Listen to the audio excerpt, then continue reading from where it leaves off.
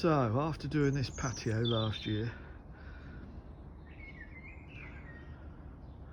or the helicopter landing pad, as I like to call it, we had a few slabs left over. So we've dug out the front, widened the driveway a bit, and used the spare slabs just to keep that bank back. They're not the strongest slabs in the world, but look a lot tidier once we get the gravel back down.